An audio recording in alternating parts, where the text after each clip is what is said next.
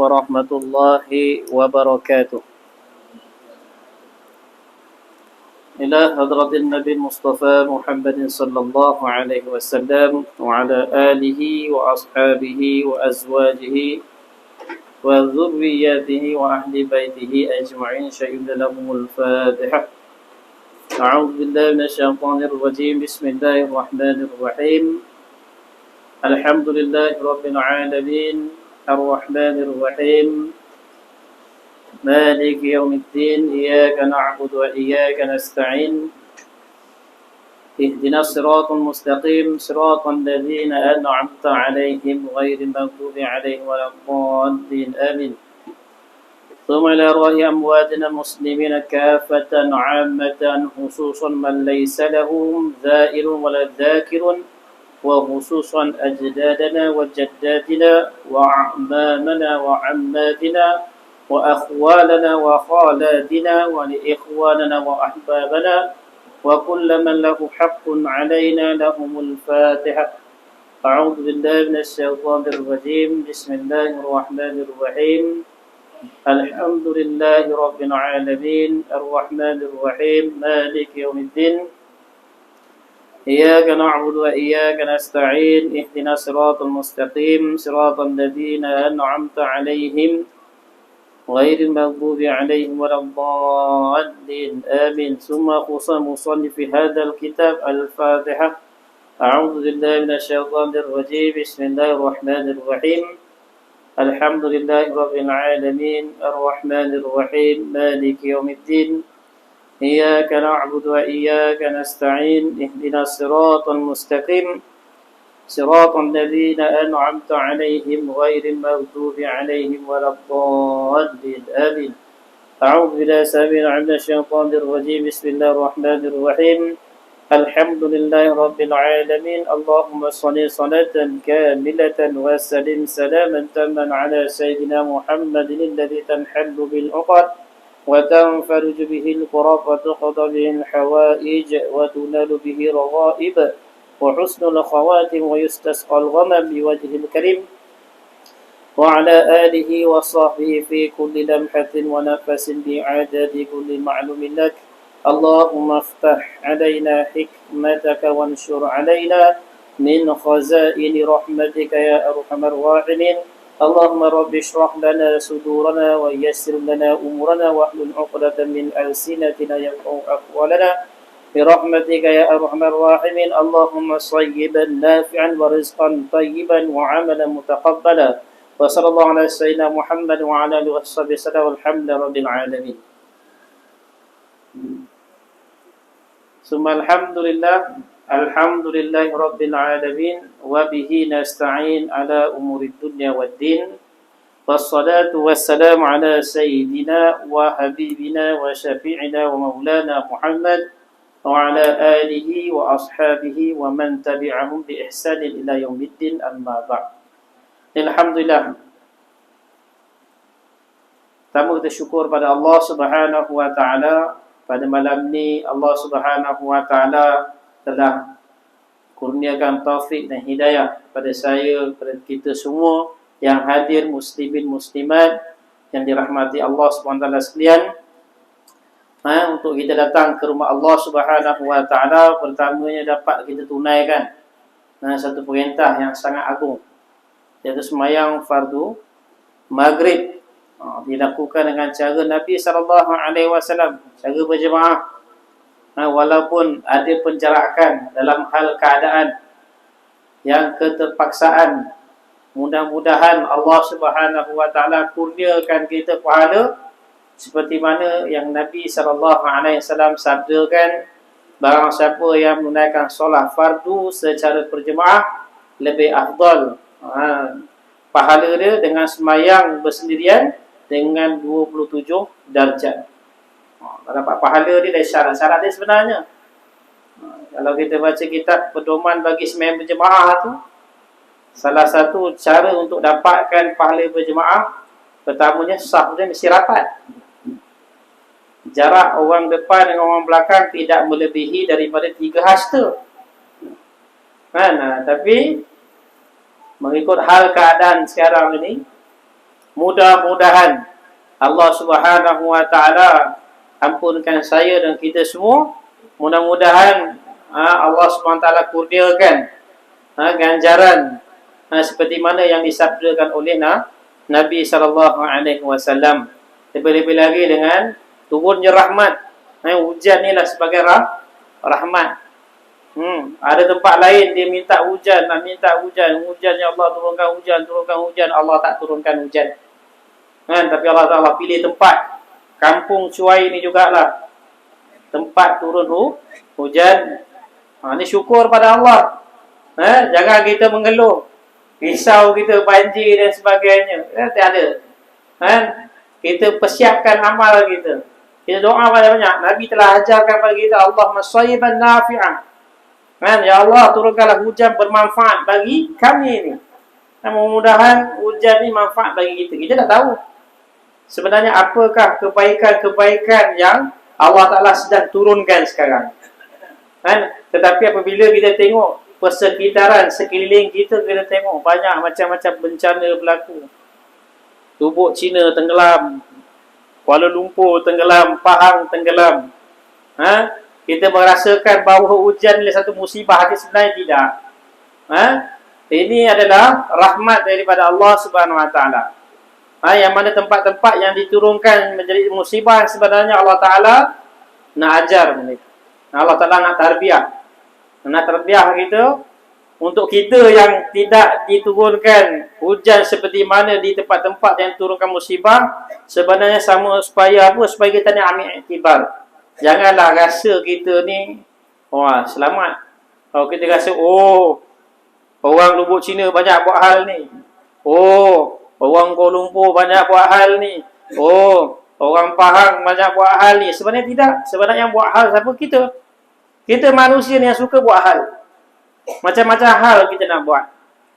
Kita sentiasa ramai di kalangan kita, kebanyakan di kalangan kita semua mengikut hawa nafsu kita. Kita rasa inilah terbaik. Sebenarnya tidak. Allah Ta'ala turunkan bencana di tempat lain sebenarnya bagi iktibar kita yang duduk di kawasan yang selamat ini, sebenarnya untuk membuat persiapan untuk kehidupan kita selepas ini.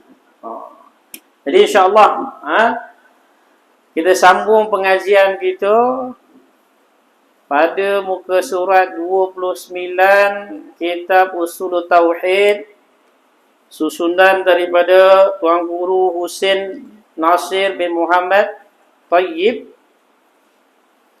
Masih lagi dalam bab agama. Masih lagi dalam bab pengetahuan dalam agama. Faslun fid dini. Masih lagi dalam bab agama, kita tiba pada hadis 29 itu pada hadis, dan telah meriwayat oleh Sayyidina Abdullah bin Mas'ud. Jumpa tak kalau yang Rumi, wallahu'alam. Yang Rumi kena periksa balik. Kalau Jawi, muka surat dia 29. Rumi 31. Siapa yang ada 71, jauh benar biasa. Jawi 71. Rumi. Rumi 71. Silap. Manusia biasa silap dia. Bismillahirrahmanirrahim. Qala musannif rahimahullahu ta'ala wa nafa'ana bi ulumin fi daraini amin. Dan telah meriwayat oleh Sayyidina Abdullah bin Mas'ud radhiyallahu an. Sayyidina Abdullah bin Mas'ud inilah sahabat Nabi sallallahu alaihi wasallam. Orang yang paling banyak, antara orang yang paling banyak juga bersama dengan Nabi sallallahu alaihi wasallam. Dia mengatakan, dia meriwayatkan, khattalana Rasulullah sallallahu alaihi wasallam khatta. Sebenarnya yauman tu tak ada. Saya tengok dalam hadis, lafaz hadis banyak. Hadis ini dikeluarkan daripada Imam Ahmad. Tidak ada lafaz yauman. Yauman tak ada. Tapi tak jumpa. Tak tahu, Allahu alam, mungkin ada hadis yang lain. Tapi kalau yang riwayat daripada Ibnu Mas'ud, dia tidak ada tulis yauman. Dia tulis khatta lana Rasulullah sallallahu alaihi wasallam khatta. Sampai situ je. Khatta yauman tu tak ada. Thumma qala hadza sabilullahi thumma khatta khututan an yaminihi wa an shimalihi thumma qala hadhihi subulun ala kulli sabilin minha syaitanun yad'u ilaihi thumma tala wa anna hadha siratim mustaqima ila akhir. Artinya khattalana telah mengguris bagi kami, mengguris ataupun menggaris. Nabi SAW ambil satu kayu dan Nabi telah menggaris di hadapan sahabat, depan sahabat. Khattalana Rasulullah SAW telah mengguris bagi kami oleh Rasulullah SAW pada suatu hari akan satu garis, khattan, akan satu garis. Thumma, kemudian khatta khututan an yamini wa an shimalihi. Kemudian bersabda ia, bermula ini iaitu jalan Allah Subhanahu wa taala. Artinya agama Allah Subhanahu wa taala. Summa, kemudian mengguris pula ia akan beberapa guris yang lain pada pihak kanannya dan beberapa guris ataupun garis pada pihak kirinya.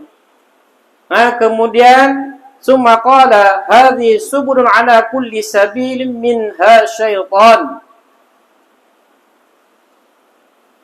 Kemudian mengguris pula ia akan beberapa guris yang lain dari pihak kanan dan beberapa guris pada pihak kirinya. Kemudian berkata ia, bermula ini garis sekaliannya iaitu misal ataupun perumpamaan bagi beberapa jalan dan agama yang lain daripadanya. Jadi Nabi SAW bersabda di hadapan sahabat, dia memberitahu kepada sahabat, Nabi telah menggaris satu garisan yang tegak. Nabi buat satu garisan tegak. Kemudian Nabi sabda pada sahabat, Nabi kata, garis tegak ini adalah jalan Allah, iaitu inilah jalan agama Allah SWT, jalan Islam. Kemudian Nabi SAW, dia membuat garis. Sebelah kanan garis, satu garisan lebih kurang 6 garisan sebelah kanan dan 6 garisan sebelah kiri. Maka Nabi kata, ada yang sebelah kanan, ada yang sebelah kiri. Maka Nabi kata,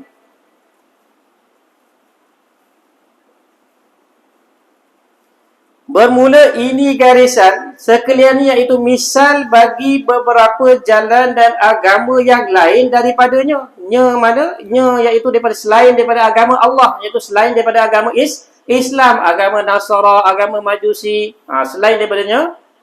Kemudian bermula tiap-tiap satu jalan. Tiap-tiap satu jalan tadi tu yang sama ada garisan yang sebelah kanan dan garisan yang sebelah kiri tadi. Bermula tiap-tiap satu jalan daripadanya ada syaitan yang menyeru ia kepadanya. Dan setiap garisan-garisan yang Nabi ukir tadi, agama-agama yang lain, jalan-jalan yang lain, jalan-jalan yang sesat tadi, dia ada diletakkan, di setiap jalan itu ada syaitan-syaitan yang duduk di jalan tersebut menyeru manusia ini supaya mereka terjerumus di jalan agama-agama yang salah tadi. Semuanya akan dihasut. Dalam keadaan kita berjalan di atas agama Allah yang betul ini, di samping itu juga syaitan dia berusaha sedaya mungkin bagaimana nak bawa umat yang telah bawa agama yang betul ini, bagaimana mereka ni terpesong, termasuk di salah satu daripada jalan kanan dan jalan kiri tadi, supaya mereka ni sama-sama sesat dan mendapat akibat besok di akhirat.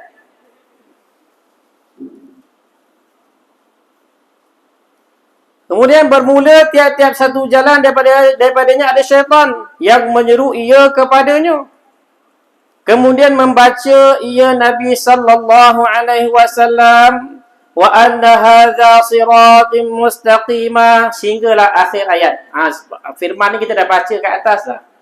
Wa anna hadza siratim mustaqima fattabi'u wa la tattabi'u subula fatafarraqa bikum an sabilihi dzalikum wasaqum bihi la'allakum tattaqun. Dan Nabi membaca ayat ni, Nabi kata inilah jalan, artinya bahawanya inilah agama Islam. Apa itu agama Islam? Iaitu agama aku, agama Nabi. Nabi kata inilah agama yang aku bawa. Yang betul ia maka ikut oleh sekalian kamu akan dia, dan jangan ikut sekalian kamu akan segala jalan dan agama yang lain daripadanya. Kemudian tanbih, peringatan, bermula yang dikehendaki dengan beberapa jalan, yang dimaksudkan dengan beberapa jalan yang lain daripada jalan yang satu, iaitu segala agama yang sesat. Yang dikatakan beberapa jalan yang lain itu adalah agama yang sesat. Dan agama yang batil dan kufur, dan iaitu seperti agama Yahudi. Apa agama yang sesat? Apa yang agama kufur? Seperti agama Yahudi dan Nasrani dan agama Majusi dan Wathani. Dan Wathani. Maka dinamakan akan kedua yang pertama itu kafir kitabi. Yang pertama tadi itu kafir kitabi. Yang dua, yang akhir itu kafir musyrikin namanya. Dan tiap-tiap orang yang berpegang dengan kitab Taurat dan Injil dinama akan dia kafir kitabi. Dia ikut Taurat dan Injil dia. Dia tak ikut Al-Quran diturunkan, dia tak nak ikut.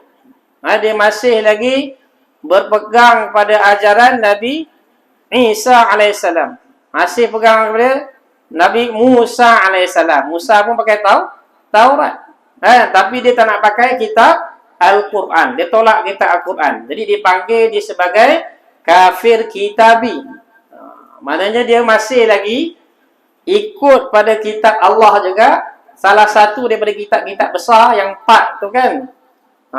Salah satu daripada kitab itu, tapi dia tidak mengikut pada kitab Al-Quran. Itu dipanggil kafir kitabi, iaitu orang yang mengingkari akan kitab Allah yang lain, iaitu Al-Quran.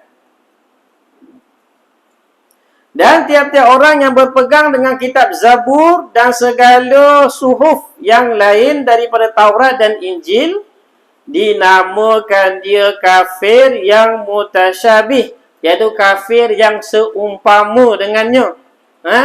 Kafir yang seumpama dengan ahli kitab. Siapa yang pegang Zabur, mana pegang suhuf, kan? Nabi Ibrahim ada berapa suhuf dia, kan? Nabi Adam ada suhuf dia. Dia mengikut suhuf tu. Dia tak mengikut Al-Quran. Maka dia juga dikategorikan sebagai kafir kitabi. Dia masih lagi beriman pada Allah, tapi dia tak mengikuti syariat Nabi sallallahu alaihi wasallam. Itu dipanggil kafir kitabi. Dan tiap-tiap orang yang menyembah api dinama akan dia kafir majusi. Jadi siapa yang sembah api, kalau kita tengok agama-agama yang menyembah api, sebenarnya samalah mereka itu dengan golongan orang-orang majusi. Mereka menyembah api. Mereka merasakan bahawa api inilah satu Tuhan.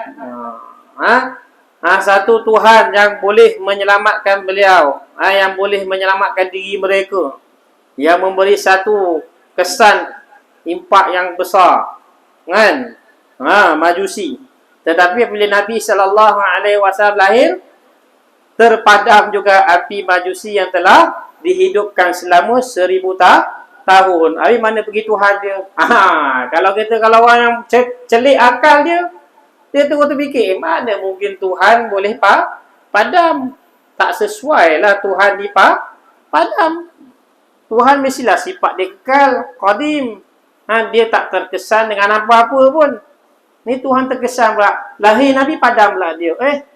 Maknanya ada kelemahannya. Tu dia. Dan tiap-tiap orang yang menyembah berhala dinamakan akan dia kafir wasani.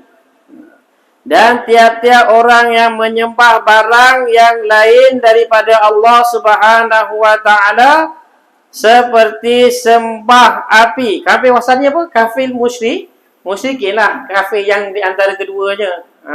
Kafir musyrik yang mensyirikkan Allah, yang mensyarikatkan Allah Subhanahu wa taala, itu kafir wasani. Itu kafir yang kedua tu yang diterangkan tadi, itu kafir musyrikin namanya. Mana musyrik dia menyekutukan Allah Subhanahu wa taala. Dia percaya ada Allah. Orang yang menyembah berhala ni mereka yakin memang ada Allah ni. Di zaman jahiliah sendiri pun mereka terima bahawa Allah ni ada, tapi mereka tak boleh terima bahawa Allah tu ada satu, tak boleh terima. Tuhan ada Allah, mereka tak boleh terima. Mereka tak boleh terima. Mereka boleh terima tauhid rububiyah aja. Mana dia tahu sifat Rabb ni ada Tuhan, ni ada Tuhan. Tapi dia mengatakan sifat uluhiyah, sifat keesaan Allah Subhanahu wa taala, maka dia tak boleh terima.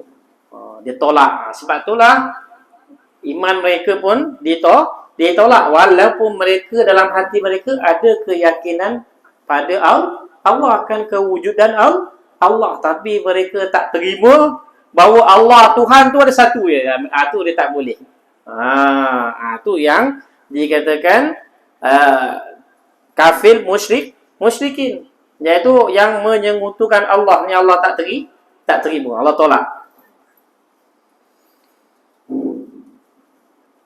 Dan tiap orang-orang yang menyembah barang yang lain daripada Allah SWT seperti sembah api, sembah berhala dan sembah bulan dan matahari dan barang yang lain daripada yang tersebut itu daripada segala makhluk ini, serta mengiktikad ia akan ketuhanannya atau membesar ia akan dia seperti membesar ia akan Allah Ta'ala, iaitu dinama akan dia kafir musyrik, jamaknya musyrikin.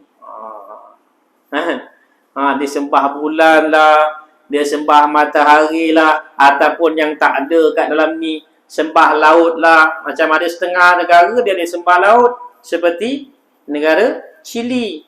Dia merasakan laut itu memberi rezeki pada dia. Sebab sana banyak nelayan. Dia kata rezeki dia di laut, maka dia pun telah sembah laut. Kan? Jadi selain yang seumpama dengan ini, maka ia dipanggil sebagai kafir musyrik, dan jamak dipanggil kafir musyrikin. Orang-orang yang menyekutukan Allah Subhanahu wa taala. Semuanya iman mereka akan ditolak oleh Allah.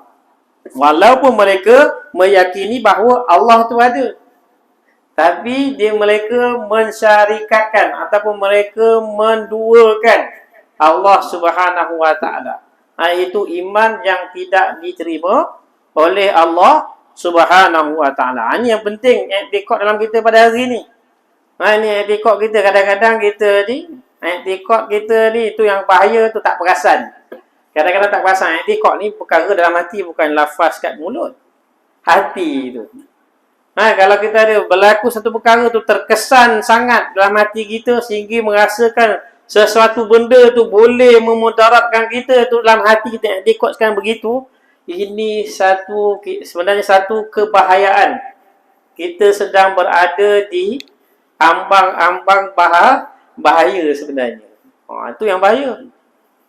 Itu yang kita tak kena betulkan kita punya i'tiqad kita hanya Allah Subhanahu wa taala sahajalah yang boleh memberi bekas, yang boleh bagi kesan. Lain semua tidak boleh. Semuanya minta izin daripada Allah Subhanahu wa taala. Semuanya dengan izin Allah Subhanahu wa taala. Biiznillah. Tanpa daripada Allah Subhanahu wa taala suatu perkara takkan berlaku. Masya-Allah kan, wa man lam yasha lam yakun. Sesuatu perkara yang Allah Taala inginkan suatu perkara itu terjadi, pasti dan pasti terjadi. Sesuatu perkara yang Allah Ta'ala tak hendaki terjadi, pasti dan pasti sekali-kali tak akan terjadi. Ini dia. Ini yang kita nak tanamkan i'tiqad yang seperti ini. Yang Nabi bawa kepada umat ini supaya umat ini juga mengikuti apa yang Nabi SAW bawa. Sebab tu perkara yang pertama sekali yang Nabi betulkan untuk umat ini adalah i'tiqad. Sebab tu Nabi perkara yang pertama sekali Nabi buat selepas Nabi Nabi bersuluk di Gua Hira, perkara pertama sekali Nabi bawa apa dia? Mengajak manusia supaya mentauhidkan Allah. Ya ayuhan nas, qulu la ilaha illallah tuflihu. Wahai sekalian manusia, ucapkanlah kamu akan kalimah la ilaha illallah, pasti kamu akan berjaya. Ini dia. Inilah sebenarnya ibu kepada usaha atas agama ni, iaitu mengajak manusia supaya mentauhidkan Allah. Supaya nampak Allah, jangan nampak perkara lain. Kita nampak satu perkara berlaku, nampak perkara tu. Nampak perkara ni. Tapi tak nampak di sebalik yang menjadikan perkara itu. Kalau kau tidak nampak dah betul-betul orang yang betul-betul dah sampai dan dia kenal pada Allah SWT, dia akan jadi seperti mana sahabat-sahabat. Susah ke, senang ke, dia nampak ni semua daripada Allah. Nabi SAW sendiri pun diuji dengan ujian yang hebat. Nabi pergi dakwah di Taif, bukannya manisan yang Nabi dapat, bahkan Nabi dapat, apa Nabi dapat? Nabi dapat musibah, Nabi kena caci maki, Nabi kena baling dengan batu. Ini Nabi SAW sendiri, kekasih Allah, Habibullah. Kita ni siapa? Kita ni setakat orang beriman sembahyang 5 waktu je. Kita ni siapa nak dibandingkan dengan Nabi? Nabi yang kekasih Allah ni pun, yang makhluk yang paling Allah kasih, iaitu Nabi SAW ini pun, Nabi disusahkan oleh Allah Subhanahu Wa Taala. Apatah lagi kita. Sebab tu hari ni kita kena usahakan perkara ni supaya kita merasakan redha di atas segala ketentuan Allah. Tak adalah cakap, ya Allah, kenapa lah kau tipu aku macam gini, ya Allah, kenapa? Macam-macam. Kenapa lah kau tak ni? Aku buat jadi, kenapa tak buat gini? Kenapa kau tak bagi orang ni? Ini yang berlaku. Aku dah sembahyang bangun malam, tahajud apa semua, tapi aku kena juga. Ini orang yang tak dapat lagi macam sahabat-sahabat macam Nabi. Ini yang kita usahakan redha di atas segala ketentuan yang Allah tentukan kepada kita. Sebab Allah Ta'ala bagi title pada sahabat, radhiyallahu anhum wa radu'an. Radhiyallahu anhum, Allah Ta'ala redha kepada mereka, wa radu'an, dan mereka redha ke atas Allah Subhanahu Wa Ta'ala. Apa saja yang Allah tentukan pada mereka, mereka terima. Mereka lagi sahabat lah yang paling banyak sekali terima ujian. Makanan tak ada masa perjanjian Hudaibiyah. Macam mana keadaan susahnya orang Islam pada ketika itu. Masa peperangan Khandaq, lapar perut, tak makan. Nabi sampai ikat perut dia 2 ketul batu kat perut Nabi. Punya susah. Makan tak makan berhari. Nak lawan tentera musuh yang hebat-hebat ni. Tapi mereka redha di atas ketentuan Allah Subhanahu Wa Taala. Ini dia yang kita nak dapatkan. Tak adalah kita menyalahkan orang lain. Apabila kita menyalahkan orang lain, apa jadi? Maka Nabi Isa AS mengatakan, selagi mana kamu masih menyalahkan orang lain, maka tidak akan ada perkembangan rohani dalam diri kamu. Kalau kita masih menyalahkan ni, salah dia lah, bukan salah aku, salah ni lah, salah tu, takkan ada perkembangan rohani dalam diri kita walaupun kita berzikir beribu-ribu sekalipun. Kan? Sebab itulah kita kena bersihkan kita punya i'tiqad. Apabila i'tiqad kita tak bersih, amal kita akan jadi rugi. Semayang kita, zikir kita, puasa kita, semuanya akan jadi rugi. Itu yang kita tak nak. Biarlah amal kita sedikit, tapi amal yang diterima oleh Allah. Baik, sambungan lagi.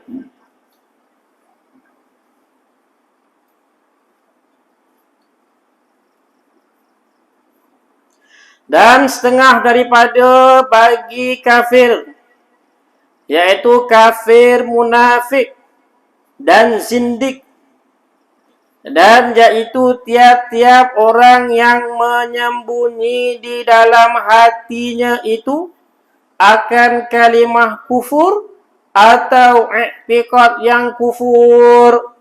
Itu yang dikatakan munafik dan juga zindik. Dia tak nampak. Zahiriyah Islam. Zahiriyah di Islam. Pakai baju semua tutup aurat, serban pakai, semua pakai. Kan? Tutup aurat semua pakai. Komplit. Kan? Tidak nampak ada satu pun ciri-ciri orang yang menyekutukan Allah. Tak ada langsung. Tetapi dalam hati dia tu sebenarnya ada selain daripada Allah. Ini dipanggil munafik. Mulut saja mengatakan, zahir saja mengatakan Islam, tetapi dalam hatinya tidak ada Islam. Begitu juga dengan zindik. Ni dia. Jadi inilah syirik yang paling bahaya ni. Yang kita tak perasan. Ni bahaya. Kafir, munafik dan zindik. Seperti seseorang yang mengiktikad roh itu Tuhan, atau anak mata itu Tuhan, atau dirinya itu Tuhan, atau i'tiqad bahawasanya tiap-tiap makhluk ini memberi bekas dengan zatnya dan hakikatnya, atau i'tiqad dengan qadim ini alam. Nak tahu siapa yang munafik tadi, siapa yang dikatakan zindik tadi, iaitu seseorang yang mengiktikad roh itu Tuhan, atau anak mata itu Tuhan, atau dirinya itu Tuhan, atau i'tikad bahawa setiap-tiap makhluk ini boleh beri bekas. Maknanya seperti pisau boleh memotong, air boleh hilangkan dahaga, makan boleh bagi sedap, makan boleh bagi kenyang, duit boleh bagi kebahagiaan, anak boleh bagi kesenangan, suasana boleh memberi kegembiraan. Ini semua i'tiqad yang salah, yang perlu kita buang, kita delete dalam hati kita. Dan kita nak tanamkan semua kebahagiaan, kemuliaan, segala perkara yang berlaku ini semuanya tak akan berlaku illallah, melainkan dengan izin Allah Subhanahu Wa Taala. Ini yang nak i'tiqad, bukannya kita cerita mudah, tapi nak melaksanakan dia bukan satu perkara yang mudah. Kan? Paling benda yang paling berketara sekali, yang paling terkesan kat kita adalah kepala agung tu. Kepala agung tu yang paling terkesan sekali. Kan? Apabila dia banyak, terkesan juga, gembira. Kena dia hilang, tengok bukan hilang pun, sedikit dia tinggal. Ada lagi, tapi sedikit. Pun dah rasa, tak boleh. Itu maknanya dalam hati dia ada zulumat lagi. Hatinya masih ada lagi kecintaan kepada dunia lagi. Kena usaha tuan. Perkara-perkara ni kena usahakan, tak boleh dibiarkan. Kalau kita biarkan dia, dia akan menjadi barah. Dia akan menjadi barah. Seperti mana orang yang kena menghidap sakit kencing manis. Dia kencing manis.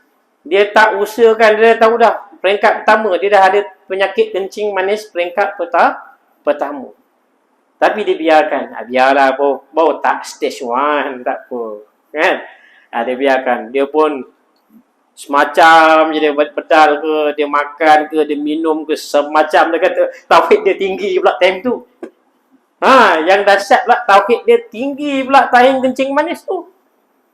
Allah bagi manfaat, Allah bagi mudarat. Makan. Tak ada. Ni gula tak boleh bagi manfaat. Wah, pandai dia. Tapi tang bab lain, bab tu dia tu. Tapi bab lain, tak boleh dia. Ada terkesan. Jadi kena jaga. Seperti mana orang yang berpenyakit, dia kena ubati penyakit dia. Dia tak boleh biarkan. Kalau dia biarkan, apa jadi? Maka kerosakan akan berlaku. Samalah diumpamakan dengan kenderaan sekalipun. Servis dah sampai dah time dia kan. Minyak hitam tukar yang 10,000 punya tu. 540 punya. 10,000. Kan? Tengok-tengok jalan dah sampai 25,000 dah. Sampai minyak hitam tu dah pekat dah. Biar boleh lagi ni. Cek-cek sekejap. Minyak hitam ada lagi. Memanglah ada lagi. Kan? Macam nak goreng dia kena tukar. Bukannya tunggu minyak hitam tu goreng. Dia biar. Apa jadi? Akhir sekali dia kena overhaul. Piston dia kena tukar. Ring dia kena tukar. Macam-macam lah. Dah overhaul. Semua barang dalaman semua kena tukar. Jadi payah. Bagi orang yang ada kemampuan keuangan, kemungkinan boleh ditukar. Bagi yang tak ada kemampuan, maka dia tak dapat nak tukar. Begitu juga diumpamakan seperti mana orang yang dalam hatinya masih ada lagi selain daripada Allah.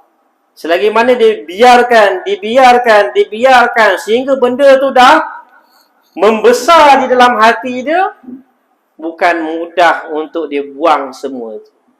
Melainkan dia kena buang sedikit demi sedikit. Buang sedikit demi sedikit. Selagi mana dia tak buang, selagi itulah benda yang suci tidak akan masuk dalam hatinya. Zikirlah beribu-ribu kali pun, kan?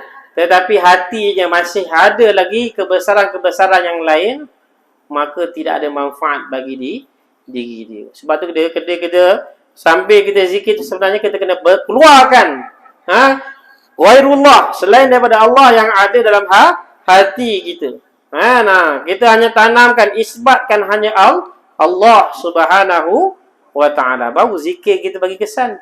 Kalau tidak, aku dah zikir dah beribu-ribu aku zikir, tapi sama je aku ni. Macam ni je. Tu kena rujuk. Tu bagus kena cari guru-guru yang mursyid.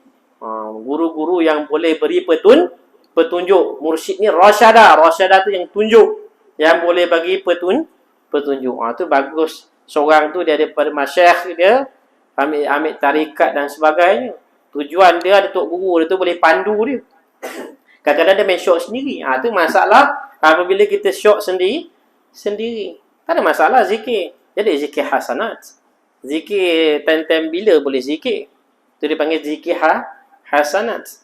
Tapi kalau kita zikir rujuk pada tuan-tuan guru kita kan.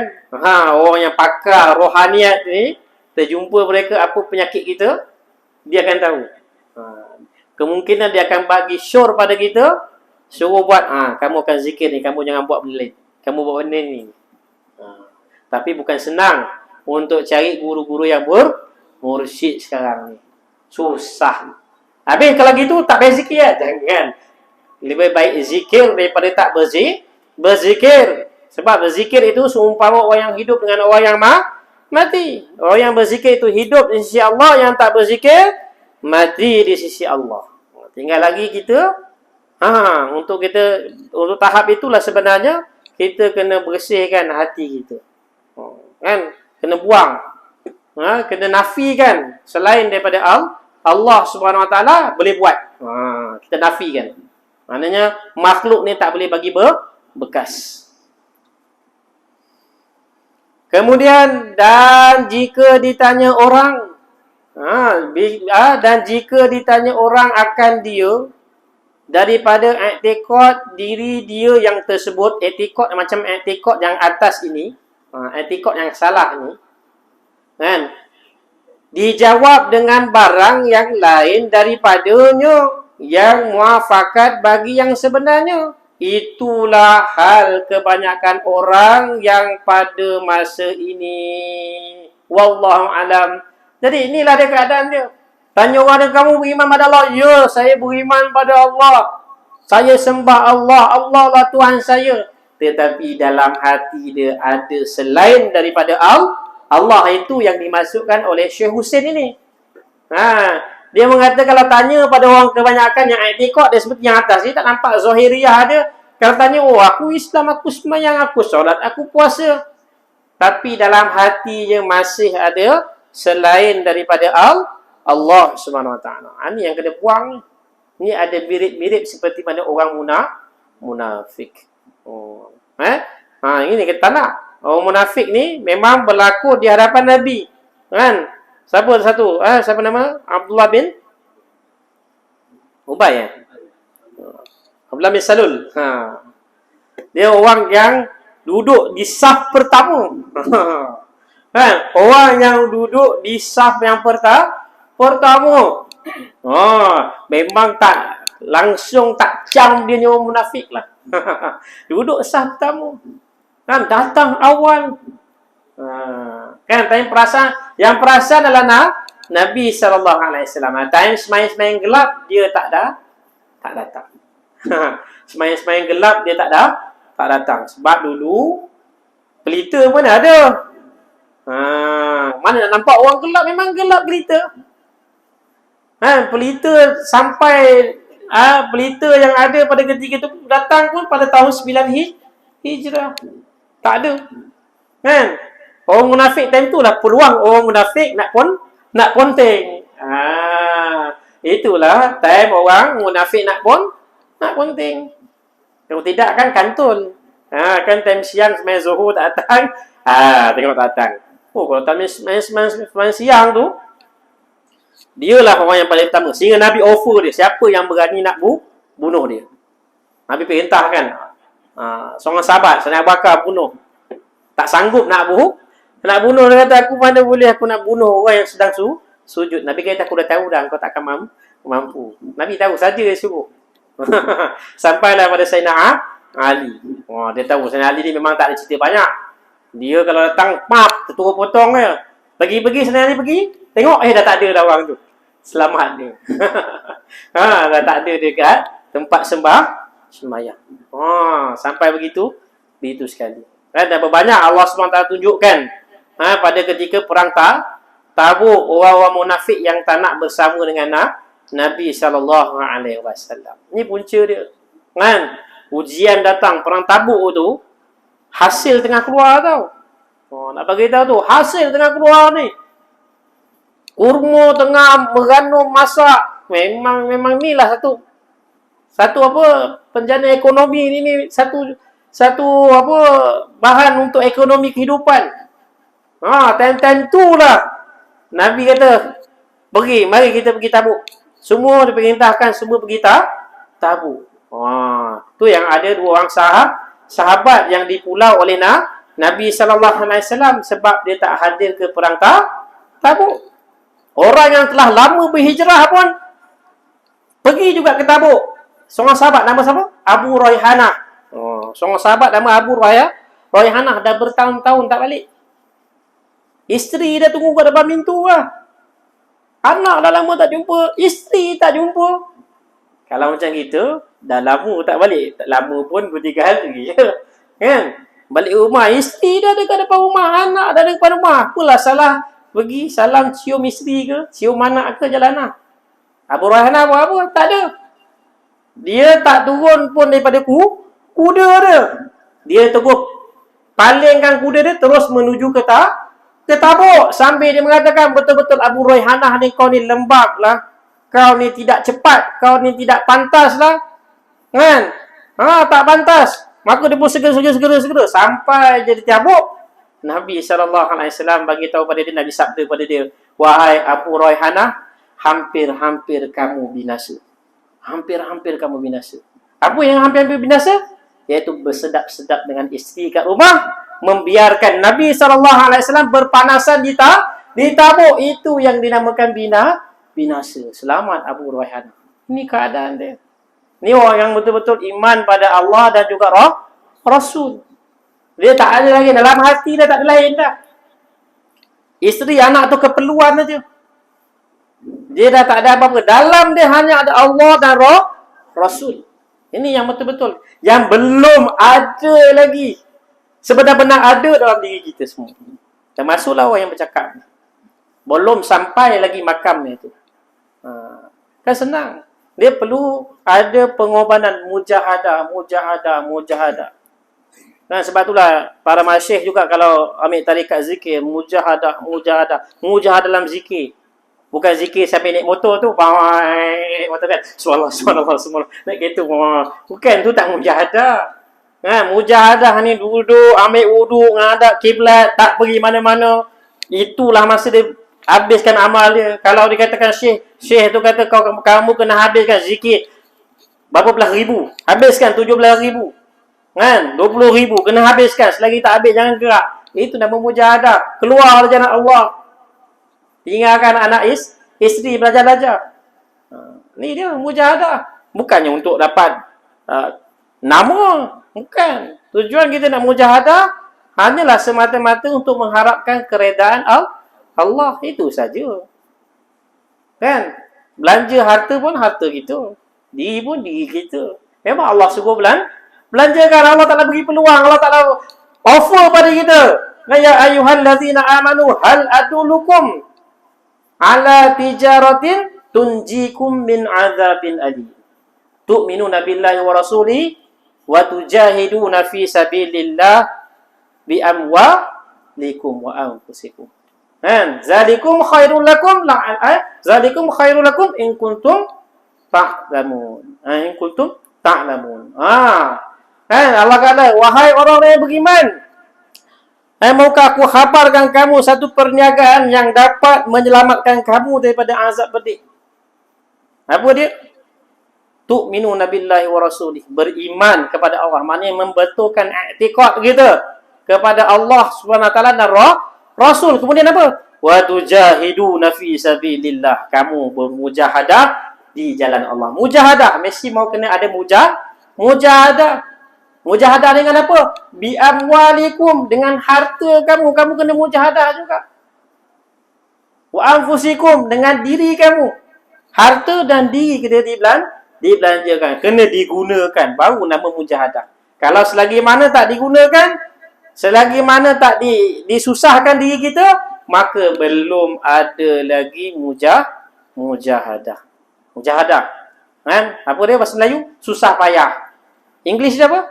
Sacrifice. Lebih kurang lah, betul. Sacrifice. Susah payah.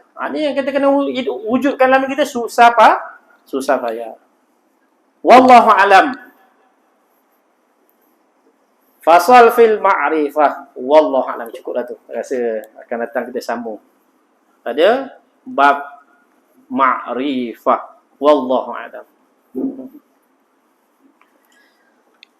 Bismillahirrahmanirrahim. Rabbana zalamna anfusana wa in lam taghfir lana wa tarhamna lanakunanna minal khasirin. La ilaha illa anta subhanaka inna kunna minadh dhalimin.